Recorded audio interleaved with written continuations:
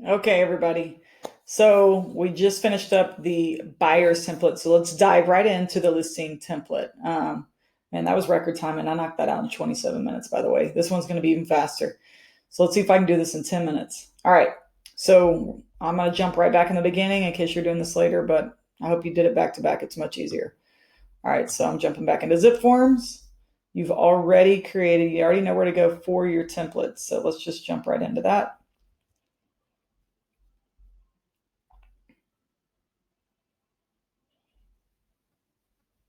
It's taking just a second. Okay.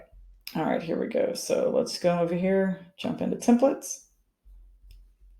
And we've got, so as you can see, here's the buyer's template we did, just completed. Here is the listing template, okay? So what you're gonna do is you're gonna type new, and you're gonna do new listing. Call it listing template if you want, residential. And like I said, go ahead and do automatically apply this one, okay? And then hit save. I already have mine, so I'm not going to hit save. You'll have a folder that'll come up like this. Let's click in it. Again, yours will be blank. And let's come over here and let's start adding to it. So again, before we start, go over here, type in parties. I forgot to do this on the last one, so let's start from the beginning before we forget. So I'm the listing agent in this, right? Listing agent. So you're going to go in, and you're going to go ahead and put your information in here. So you're going to fill this out as is and put in all that info just like that. Okay. Push pause if you need to. All right. Now let's jump back to documents. That's all you need to do. And let's start loading these forms. So remember, you're going to click over here. Your screen will, all these forms are going to be blank down here. Remember, whatever board you're on, that's great, but we want to go to all. Okay, because there's going to be forms that are also going to be different places. Keep moving myself everywhere. Okay, so y'all stay over here. I'm going to give you some numbers. You just click on them and add them. You ready? Let's breeze through this quick. All right, first one is going to be your IABS for your seller. So Trek IABS 1-A is an apple. Trek IABS 1-A. Next one is your residential listing agreement. 1101. 1101. Wire fraud for your seller. 2517A is an apple. 2517A is an apple. Next one is disclosure relationship. 2513. 2513. Is that affiliate business agreement? You probably have this saved on your desktop from the buyers, so add it in here as well. You need it for both. Seller's disclosure. I'm going to show y'all something in just a bit. I don't even use this anymore, but the Trek number is 1406. 1406. And I'm going to come back in a little bit and I'm going to show you something else I use that's magic. It's fire. It's awesome. T47. So this is when we have a listing and we have their survey, and you're going to need the T47 for that. If we have an existing survey, that number is 1907. 1907. A reminder, I'm not going to go through how to write these contracts in this class. This is the lead-based paint for your seller, so 1906. And the amendment, if we need this for any reason, 1404A. 1404A. This is for a listing amendment. Mls Input Sheet. I'm going to show you what this looks like, but you can actually download this from your local board. Okay. This helps you before you have a listing. If you want to go in, these things that have asterisks are what MLS is going to require you to put in to MLS. Okay. This is not going to be in SkySlip. This will be in your MLS. Termination of listing agreement.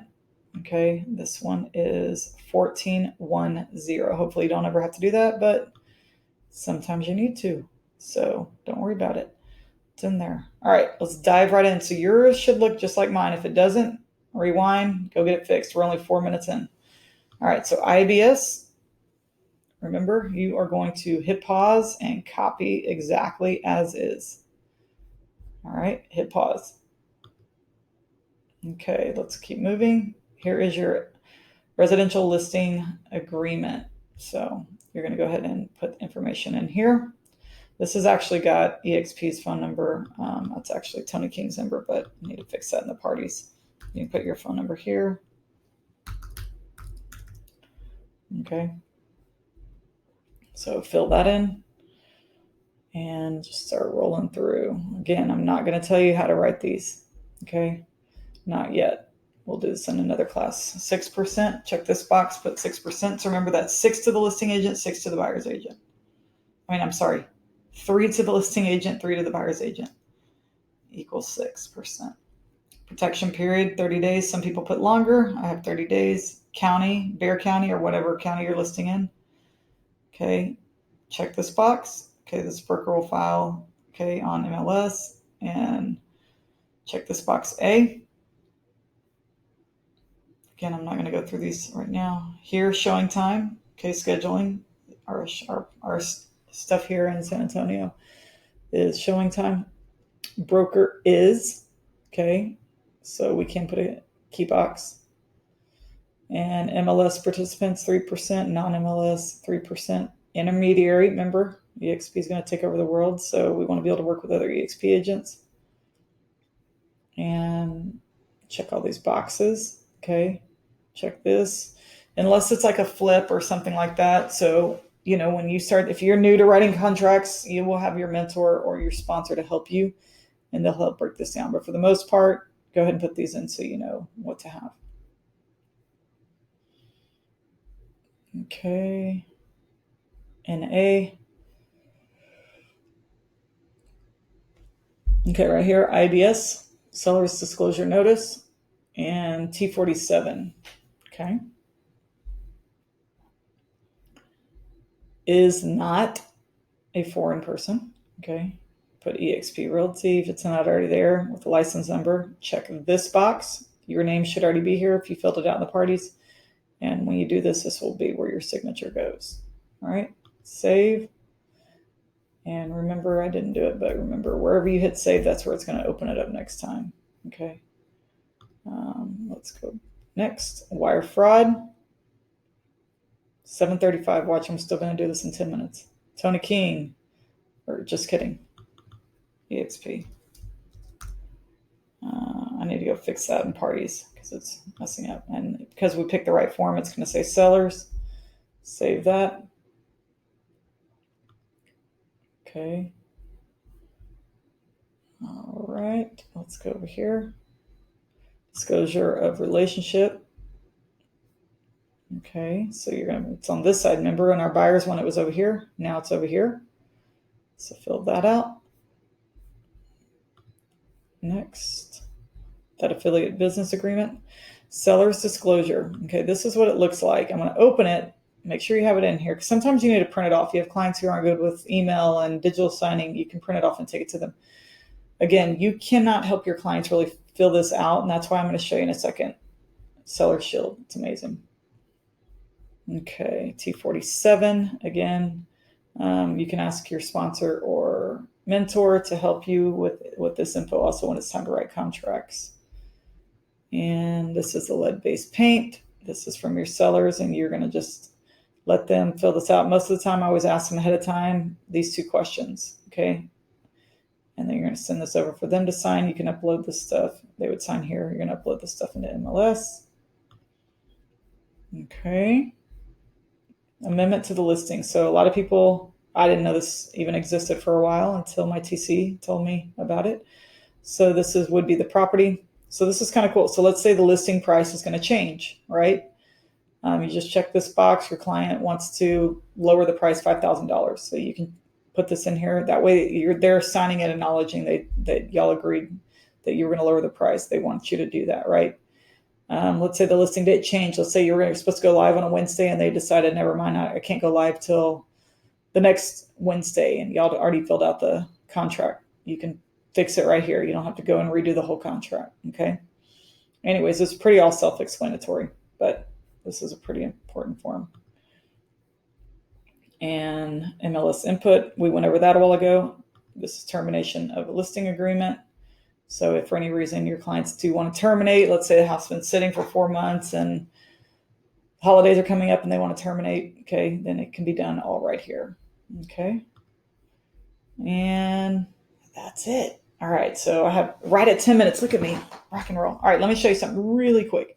So instead of the seller's disclosure, I would highly suggest all of you logging in to Seller Shield right now. So go to sellershield.com. This is amazing. I love this thing. So just so you know, we can't really help our clients fill out the seller's disclosure. They need to fill it out to the best of their knowledge, right? So you're going to create an account. It's free. So here's my agent account, right? And what you're going to do is once you have this account, you're going to go and it's going to ask you some of your information. But check this out. I want to invite a new seller, right? So I'm going to click here and make sure you do free everything, right? So I'm inviting a seller. So what do I need? You can actually import the information from Zipforms. That's what's really cool. So, if I import it, maybe I already have an address in there. It's going to grab it. It's going to put their first name, last name, email, everything. If it's a husband and wife or two different people, it doesn't matter who it is. There's an additional person that's going to sign it. And then you just put in their info as well. Hit continue. It will shoot them an email. And check this out. This is so cool. They will get an email. And what this does is I always let them know. It will ask them if they want protection. It gives them the option to say, hey, you can pay X amount now or at closing, and it protects you with this blah, blah, blah. I always tell my clients, read through it. If you want the protection, you can do it, but it's free. You don't have to do it. The reason I love this is because if they have questions, it will explain every little step. And if it'll ask them, like if the house was built prior to 1978, it will force them to do the lead-based paint amendment as well. It'll force them, if there's a well, it will force them to do those amendments that you need, right? So it's just extra protection. So I'll give an example. Let's say I've got, here's an example of one of mine. Once it's complete, the cool part is it'll show you down like at the bottom while they're doing this, this is how far they've gotten. But once it's done, and they can go back in and edit it. So if they mess something up and they're like, oh, I didn't, I thought the roof was built put on last year and it was really 2 years ago, right?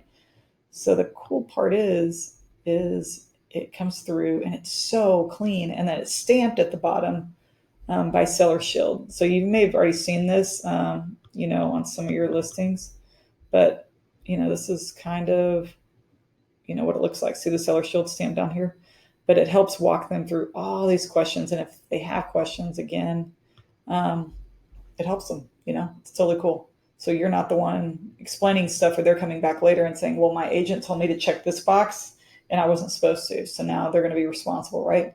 So it's extra protection for us. It also helps them. All right, 13 minutes. I finished the other part in 10 minutes. I hope everybody saw that. I'm getting very fast at this. All right, so I'll do another one of these in like June, unless something crazy changes and happens. But other than that, once these are done, it's going to make your contract so much quicker. And that's it.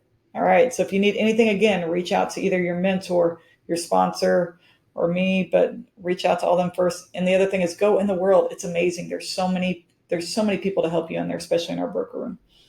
All right. Have a great week and talk to y'all soon.